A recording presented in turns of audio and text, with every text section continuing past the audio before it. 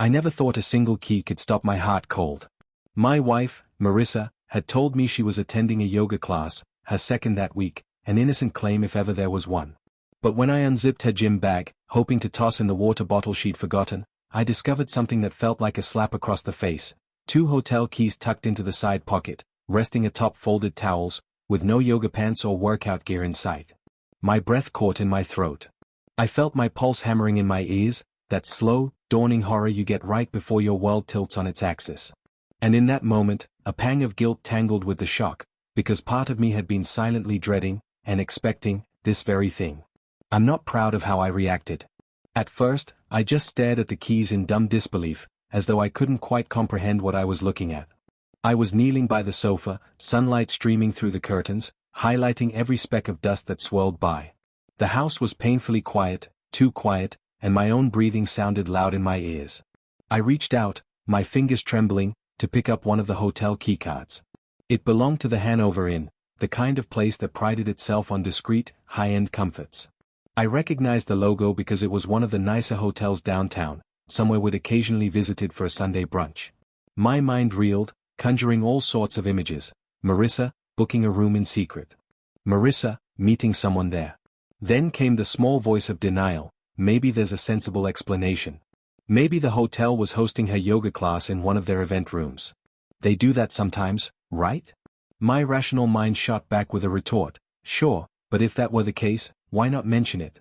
And why keep 2 keys? I gently placed the keys back in her bag, feeling my heartbeat thunder through my entire body. I told myself not to jump to conclusions. I decided I needed to confront her calmly. But as the minutes dragged on, my calm resolve disintegrated, replaced by an ache in my chest that felt a lot like betrayal. I should backtrack a little, though, to paint the picture of how we got here. Marissa and I had been married for 6 years. We met at a mutual friend's engagement party. She wore this peach-colored dress that accentuated her dark hair and warm eyes. I remember thinking she looked like an angel stepping out of a painting. We clicked instantly, talking about art, travel, the best coffee shops in the city. We dated, we laughed, we grew together. For a while, it was bliss, the kind you read about in romantic novels. But somewhere along the line, life crept in, mortgage payments, job pressures, family drama. We drifted into routine. She worked in corporate recruiting, a demanding field that sometimes required her to meet clients at odd hours. I ran a small photography studio from home, which meant I was always around, waiting for the next assignment or editing the last. Over the past few months, Marissa had grown more distant. She said she needed more space. She started heading out in the evenings, claiming the yoga classes helped clear her head. She even teased me for not exercising as much as I should. I let it slide, because she deserved her own time, because I trusted her. Or I thought I did. Yet, there was a gnawing feeling in my gut that something was off. She never seemed tired or sweaty when she came back from these yoga sessions. Her hair always looked immaculate, her makeup still perfectly intact. I tried rationalizing it. Maybe she was just that good at putting herself together after a workout. Maybe the class wasn't that strenuous. But now, those puzzle pieces didn't fit. Still kneeling by the couch, I couldn't shake the dread creeping through my veins. If I was wrong, accusing her might damage the last of our fragile trust. If I was right, then my entire life was about to detonate. I decided to talk to her that evening, though I didn't mention the keys yet. I wanted to see if she'd volunteer some detail that might confirm or deny my suspicions. We sat down to dinner, fettuccine alfredo, something I normally would have enjoyed. My appetite had vanished, but I forced down a few bites. Marissa chatted casually about her day, telling me about a new client who demanded a ridiculous commission structure. She mentioned yoga in passing, saying, "I can't believe how sore I am from that class last night. I think I'll soak in a hot bath later." The comment made my stomach churn. She was doubling down on the deception. Either that, or there was some explanation I couldn't fathom. My heart pounded against my ribs. I hated feeling suspicious. I hated not trusting the woman I loved. By the time we cleared the plates, I realized I was too much of a coward to broach the subject that night. I was terrified of what her reaction might be, and even more terrified that she might lie to my face. So I suppressed it, though the weight in my chest didn't lighten. We watched some mindless TV, said our good nights, and tried to sleep in the same bed we'd shared for years, with a gulf of suspicion between us. I barely slept. My mind replayed every small oddity from the past few months, her phone calls taken behind closed doors, the night she came home later than usual, the new perfume I smelled on her clothes. I wondered if I'd been blind, or if I'd just chosen not to see. The next morning, I woke to find her preparing to leave for work. She kissed me on the forehead, a quick, distracted kiss, then rushed out the door. Alone in the house, I resolved to figure this out. I couldn't live with these unanswered questions gnawing at me. First, I called the Hanover Inn, trying to muster an excuse. I asked if they hosted group yoga classes. The receptionist sounded puzzled, telling me they only had a small fitness center for guests, no public classes. That possibility died right there. Next, I glanced at the 2 keycards sitting in her gym bag. I tried not to think about what I was doing as snooping.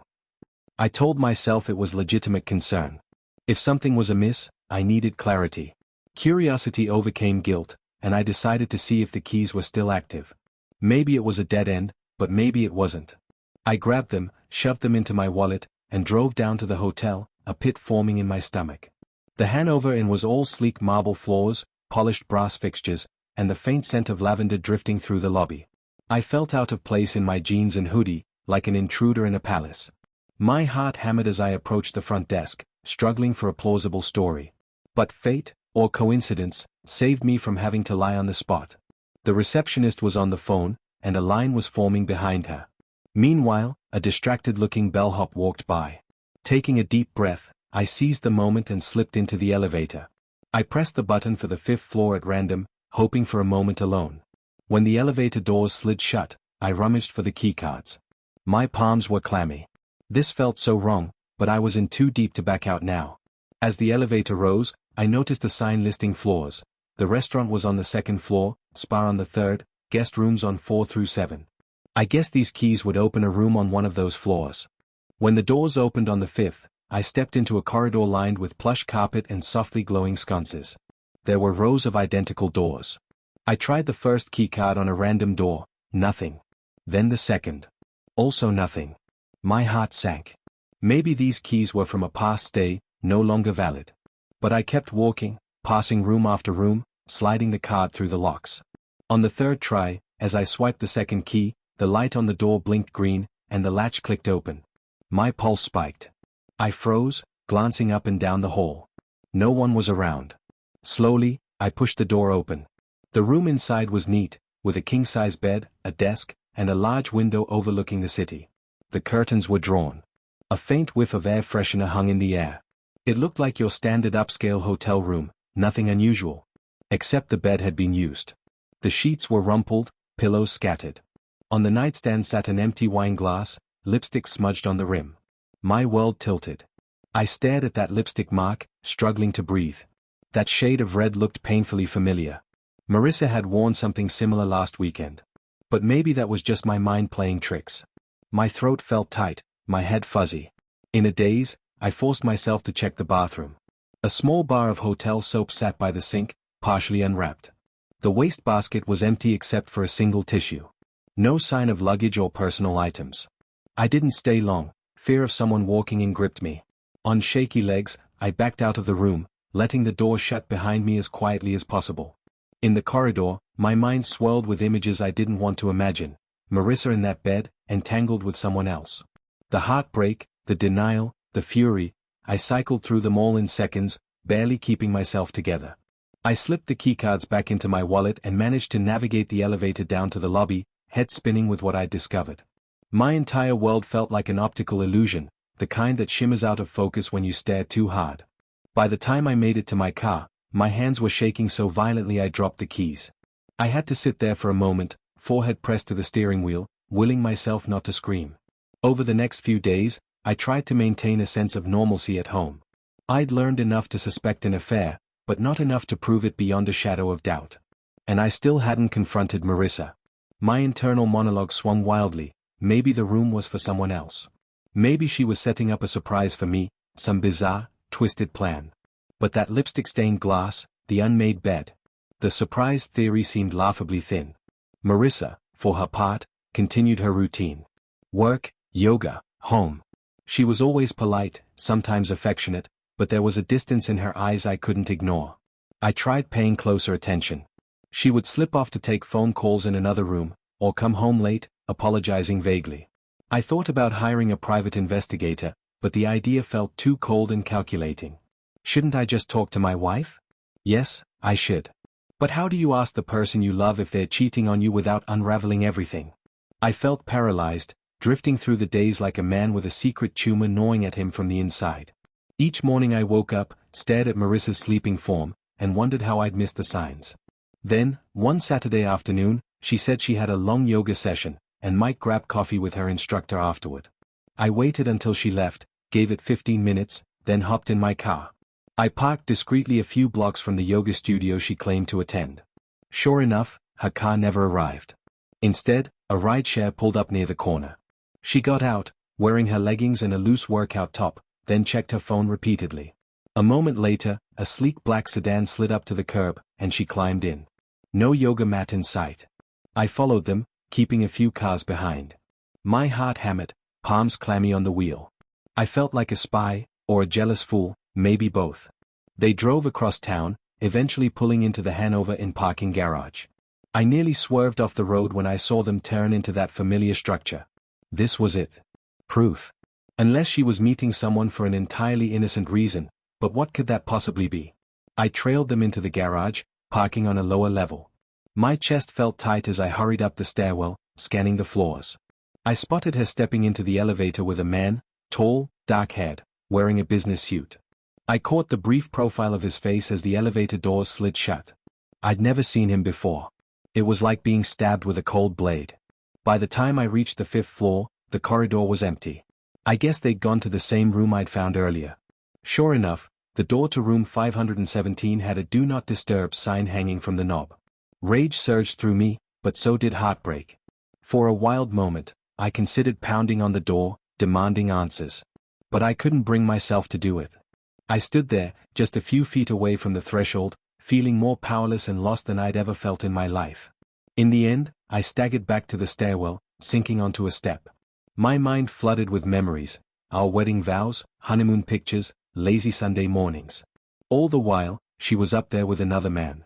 I wanted to scream or punch something or collapse into tears. Instead, I just stared at the wall, my breath coming in uneven bursts. I waited like that for over an hour, maybe 2, time blurred. Eventually, the door to 517 clicked open. I peeked through the stairwell door's small window. Marissa stepped out, still in her yoga leggings, her hair slightly tousled. The man walked her to the elevator. They exchanged a lingering look, and then she left first. He remained behind, presumably to gather his things or check out separately. I watched her disappear into the elevator. Something inside me broke in that moment. I felt hollow. She had lied over and over, each time telling me she was stretching her body and mind while, in truth, she was meeting him in secret.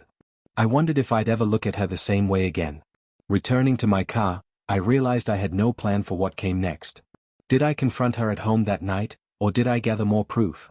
Some twisted part of me wanted to see how far this had gone. Another part wanted to run, never look back. But the house was ours, our finances were entwined, and I still, despite everything, loved her. My emotions churned in painful confusion. That evening, she came home with the usual air of innocence. I was sitting at the kitchen table, staring at a cold cup of tea. She gave me a quick kiss on the cheek and asked how my day was. I forced a shrug, muttering something about editing photos for a client. She nodded, rummaging through the fridge for a snack. My gaze locked on her back. Every movement she made seemed alien, as though I were looking at a stranger. She nibbled on a piece of cheese, then turned to me. "Are you okay?" she asked, her brow furrowing. "You look off." I stared at her, searching for the woman I thought I knew. My throat felt tight. "Just tired," I lied. "Work stuff." She nodded, eyes flicking away. "Well, I'm going to take a quick shower. Then maybe we can watch a movie together?" I managed a nod. "Sure." The moment she left the room, I dropped my head into my hands, my chest burning with suppressed anger and heartbreak. She was so casual, so unaffected. How could she do this? The worst part, she appeared relieved when I lied about my mood. 4 days, I lived in that torturous limbo. I discovered more suspicious details: credit card charges at bars near the hotel, phone calls she claimed were from her instructor but ended up being from a number not listed in her contacts. Each night, she crawled into bed beside me, and I lay there, wide awake, both repulsed and wanting to hold on to her warmth. Finally, I reached a breaking point. I felt like I was losing my mind. I considered confiding in a close friend, but I worried about airing our dirty laundry, and deep down, I still clung to some desperate hope that she had an explanation. So I decided to confront her directly, no more charades. It was a Sunday evening. She was curled up on the couch, scrolling through her phone, while a sitcom played in the background. I turned off the TV, bracing myself. She frowned, glancing up. "What's up?" she asked. I took a seat across from her, hands clasped in my lap so she wouldn't see how badly they shook. "We need to talk," I said quietly. Her face blanched a little. "About what?" I swallowed, heart racing. "About the yoga classes. The hotel. The keys in your bag." I watched her expression shift from confusion to alarm, then to a forced mask of composure. "What do you mean?" she asked, too quickly. I drew a shaky breath. "I found hotel keycards in your gym bag," I told her, voice trembling with anger, sadness, and 1,000 other emotions. "Then I followed you. I saw you go to the Hanover Inn with a man, a tall guy in a suit. I saw you go into room 517. My voice caught. "Just tell me the truth, Marissa." Her eyes widened. For a brief moment, I saw panic flicker across her face, followed by something like resignation. She set her phone down, pressing her lips together. I can explain," she said softly, but her voice sounded hollow. "Then explain." I snapped, tears burning at the corners of my eyes. "Explain why you've been lying to me. Why you've been telling me you're at yoga when you're at a hotel with some stranger." She exhaled shakily, looking down at her hands. When she raised her gaze, I saw tears brimming in her eyes. His name is Will. He's not a stranger. I knew him before we got married, though it was nothing serious back then. A few months ago, we ran into each other at a work conference. It started with coffee, just catching up, it spiraled. Her words spilled out in a quiet rush, as though she needed to expel them. "I didn't mean for it to happen. I felt so trapped here. You're always at home, always waiting, and I felt suffocated. I know that sounds terrible, but we never talk about the future anymore, never do anything spontaneous. My job is stressful. And Will, it felt exciting, it felt new, it felt like an escape." Tears slipped down her cheeks. "But I never intended for this to become some huge betrayal, I swear. I wanted to stop, but I couldn't break it off. I'm sorry." I stared at her, my vision blurring with my own tears. The rush of her confession felt like a physical blow. All the emotions I'd bottled up, hurt, anger, fear, threatened to explode. "You felt trapped?" I echoed bitterly. "And sneaking off to a hotel was your solution? Did you even consider talking to me about how you felt?" She wiped at her cheeks. "I tried, in small ways. But you were so absorbed in your photography, so comfortable with how things were. I felt invisible. I know that's no excuse, but I was scared that if I told you, we'd fight, or would realize we wanted different things." My head pounded. So lying was easier? Having an affair was easier? She took a shaky breath. "No. But it felt. I don't know. It felt like I had a break from being the perfect wife, from living in a stifling routine. I'm not proud of it, James. I hate myself for hurting you."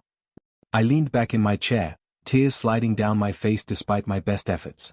"You don't get to claim the moral high ground about feeling trapped or stifled," I said, my voice cracking. "You chose deception over honesty, betrayal over communication. I would have listened if you told me you were unhappy. I would have tried to fix it." She sniffled, nodding. "I know. I'm sorry." The room felt claustrophobic, weighed down by heartbreak. She stood up tentatively, as if wanting to come closer, but I flinched away. I wasn't ready for her touch, not after everything. We sat in painful silence for what felt like an eternity, the house creaking around us. Eventually, I whispered, "So what happens now?" She let out a shuddering sigh. I honestly don't know.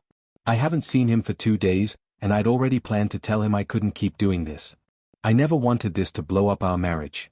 I know I can't ask you to forgive me right away, or maybe ever. But if there's a chance we can work through this." I pressed my hands to my temples. My brain felt like it was on fire. Could I forgive her? Could I trust her again, knowing she kept up a lie for months? My heart lurched because, despite the betrayal, I still loved her. But love alone felt inadequate in the face of such deception. "I need space," I said, my voice raw. "I can't just bounce back from this. I don't even know if I want to try. Right now, I need some time, Marissa. She nodded, tears still glistening on her cheeks. She looked so vulnerable that a part of me wanted to hold her, but the pain was too fresh, too overwhelming. I understand, she whispered, backing away. I'll stay at a friend's place tonight, give you some room. I didn't stop her. She packed a small overnight bag, her face pale and drawn, pausing at the front door as though waiting for me to say something. I didn't. When she left, the house felt crushingly silent. I sat there in the dimly lit living room, the remains of our marriage strewn across my mind. The next few days passed in a fog. She texted me a few times, asking if I was all right, saying she'd do anything to fix this. I either ignored her or replied with curt, one-word answers. I spent my nights on the couch, half expecting to see her walk in. I filled the days with my photography work, trying to distract myself from the gaping wound in my chest. One afternoon, my best friend Henry dropped by unannounced. I guess he'd sensed something was off for a while. He found me in my living room, blinds drawn, half-dressed, slumped in an armchair. Without waiting for me to protest, he sat down and asked point-blank, "What's going on, man?" I spilled everything, the lies, the hotel keys, the affair. It hurt to say it out loud, but there was also a dull relief in finally talking to someone. Henry listened without judgment, occasionally shaking his head in sympathy. "I'm so sorry," he said when I finished. "You guys always seem so solid." I let out a humorless laugh. "Guess that was an illusion." He sighed, leaning forward. "People mess up, James. Sometimes in huge ways. But the real question is whether you think you can rebuild something after this. Only you can decide that." I nodded slowly. "She wants to try. She says she's done with the affair, that she was lost and confused. But I don't know if I can believe her." We talked for hours. He offered his spare room if I needed a place to crash. I told him I'd think about it, though part of me felt weird leaving the house we shared. It was as if leaving would grant her the space to waltz back in, rummage through my life all over again. Despite everything, I wasn't ready to abandon it. This was my home, my memories, good and bad. Eventually, I agreed to meet Marissa in a neutral setting, a counselor's office. She suggested it, and though I was skeptical, I figured if there was any chance of salvaging us, we needed a professional to guide us. Our first session was tense. The therapist, a calm-voiced woman named Dr. Mirren, sat across from us and asked us to speak our truths. I spoke of the betrayal, of how worthless and blindsided I felt. Marissa cried, apologizing repeatedly, saying she never meant to fall into an affair, that she craved excitement and validation she felt had faded from our marriage. Hearing it out loud made me rage inside. Yet, I also recognized how distant I'd been, how complacent in our routines. Not that it excused her actions, but it forced me to see the cracks that led us here. The therapist asked if we wanted to work towards reconciliation. Marissa said yes without hesitation, tears in her eyes. I hesitated, my throat constricting. After a long pause, I said, "I want to try. But I'm not promising I can forgive this. I just don't want to decide in a rush. I need time and honesty." She nodded, reaching for my hand, and for the first time in weeks, I let her touch me. It felt both comforting and heartbreaking, like a ghost of what we once had. The next few weeks were tumultuous. We had tough conversations about trust, transparency, and why she sought out someone else. She swore she'd ended all contact with Will, even showed me messages where she told him it was over, begging him not to reach out again. She offered to let me check her phone any time I wanted. Part of me was disgusted by the idea of policing her. Another part felt relieved, craving any reassurance that she was done lying. One Saturday, we decided to go for a walk in the park, neutral ground where we could talk. The autumn leaves were falling around us, the air cool and crisp. We talked about the early days of our relationship, reminiscing about our first real vacation together, the time we got lost in a foreign city and laughed ourselves silly. For a moment, I caught a glimpse of the woman I'd fallen in love with, her laughter soft and genuine. But then my mind snapped back to reality, remembering the hotel room and the lies. I tensed up, voice catching as I said, "I still don't know how to forget it. I see that bed, that glass with your lipstick, and I can't," my throat constricted. She squeezed my hand, eyes brimming with tears. "I wish I could take it back, James. I wish I'd never done it. I hate myself for hurting you." We walked in silence for a bit, the crunch of leaves underfoot the only sound. Eventually, I mustered the courage to speak again. "Do you still love me?" She stopped walking, turning to face me, tears glistening on her lashes. I do, she whispered. I never stopped. I just lost sight of what we had. That admission both soothed me and tore me open. Could love coexist with the kind of betrayal she'd committed? Was it enough to piece us back together? I wasn't sure. But at least it was a place to start. We continued therapy sessions. Some days were hopeful, others were raw with pain and anger. I had outbursts of bitterness, accusing her of only trying to fix things because she got caught. She took it quietly, acknowledging my right to be furious. Over time, as I vented the pain, I found moments of empathy creeping back in. I saw her wrestling with guilt and regret, recognized the vulnerability that had led her astray. Sometimes, I even let myself wonder if I could eventually move past the affair, if we could build a new trust from the wreckage. I read articles, talked to Henry, spent sleepless nights staring at the ceiling. Slowly, I discovered that healing wasn't linear, and forgiveness wasn't a single decision. It was a daily choice.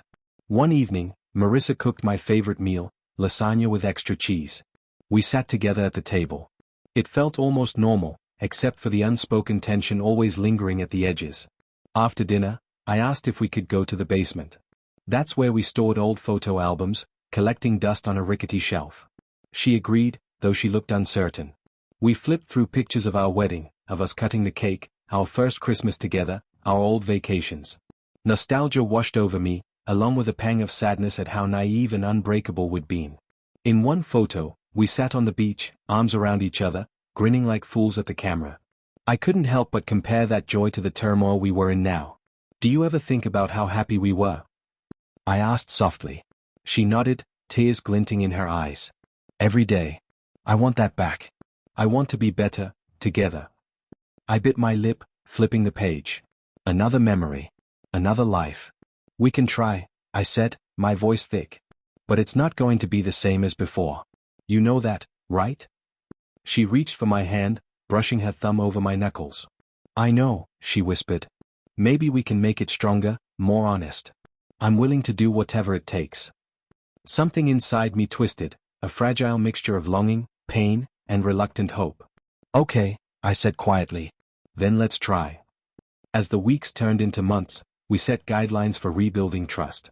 She shared her location with me whenever she went out, voluntarily, so I wouldn't wonder if she was at some hotel. I said I wanted her to keep her personal freedom, not to feel controlled, but she insisted she wanted me to feel safe. Meanwhile, I worked on communicating my frustrations more openly, not bottling them up. The process was messy, full of arguments and tearful reconciliations, but it was something. One day, I got a small photography gig at a wedding, my first wedding job in a long while. Marissa volunteered to help me carry equipment. It felt symbolic, like she was trying to be part of my world again. While I was snapping pictures of the bride's entrance, I spotted Marissa watching from the sidelines, a wistful smile on her face. And something in her expression gave me a spark of faith that maybe we were going to be okay. Still, the memory of those hotel keys haunted me. Some nights, I'd wake up in a sweat, imagining her slipping away again. It was a slow, painful process to trust her word that she was truly done with Will, that he was out of her life. I made her promise she'd tell me if he tried contacting her. She agreed, swearing total transparency. In therapy, Dr. Mirren told us that healing after infidelity is like forging metal. It requires intense heat and pounding to reshape what's broken. Sometimes, the final product is sturdier. Other times, it collapses under stress. It was up to us to do the work. About 6 months later, Marissa and I found ourselves back at the Hanover Inn, this time, together. It wasn't for an overnight stay, but for a networking event related to her job. She asked if I'd accompany her, and I agreed, though the idea of walking through those halls again made my stomach tighten. The event took place in a large ballroom on the second floor. We mingled with her colleagues, me making small talk about photography whenever asked. Every so often, I glanced at Marissa. She seemed nervous too, as though the place itself reminded us both of what had happened. But she stayed by my side, introducing me to co-workers, occasionally squeezing my hand for reassurance. Midway through the evening, I slipped away to find a restroom. I passed the elevator bank, my thoughts drifting to the day I'd discovered her secret. A cold shiver ran through me, but I took a deep breath. This was the site of my worst heartbreak, yet here I was, still standing. When I returned, I saw a man with dark hair approaching Marissa. My heart jolted. Was that Will? I tensed, but as I got closer, I realized it wasn't the same guy. He was just a co-worker of hers, complimenting a presentation she'd given. Relief washed over me, followed by a wave of sadness that this was what my life had become, always braced for ghosts of her betrayal. Marissa finished her conversation and caught my eye. She read the tension in my face and made her excuses to her colleague, then walked over, resting her hand gently on my arm. "You okay?" she asked. I forced a small smile. "Yeah. Just memories." She nodded, looking down. "I'm sorry." We stood there in silence for a moment. Then I said softly, "Let's get out of here, if you're ready." She nodded, linking her arm with mine. We slipped away from the event, riding the elevator down. The mirrored walls reflected our tense expressions. But when we stepped out into the cool evening air, I felt a semblance of relief, like we'd just exorcised a demon by facing the place that once tore us apart. We kept going to therapy. We kept working on our marriage. I won't say it was perfect. There were nights I'd snap at her, accusing her of being distant, and she'd fight back tears, reminding me of the changes she was making, of how hard she was trying. But gradually, the flashbacks lessened. We started planning small weekend trips to rekindle our sense of adventure, something we'd lost in the daily grind. We talked about big plans, like maybe moving to a different neighborhood or adopting a dog. We laughed more often. Each day, the shadow of that hotel room receded a bit further, though it never disappeared entirely. Eventually, I realized I wanted to fully forgive her, but forgiveness is not amnesia. I would never completely forget. Yet, I could choose to accept what happened, to learn from it, to be more attentive to the cracks that form in a marriage before they become chasms. She, in turn, learned the value of honest communication and the terrible price of betrayal. On our 7th anniversary, we cooked dinner together at home, just the two of us. We sipped wine, reminisced about silly memories from our past. At one point, she grew quiet, swirling her wine in her glass. "What's on your mind?" I asked, my tone gentle. She took a breath, meeting my eyes. I'm so grateful you stayed," she whispered, voice trembling with emotion. "I know I don't deserve it, but I'm trying every day to be worthy of your trust again." I set my wine down and took her hand. "I chose to stay because I believe people can change, and because I saw that you genuinely wanted to fix what was broken. It still hurts sometimes, but I love you. And I see the changes you've made, the honesty, the openness. It's not perfect, but we're in this together."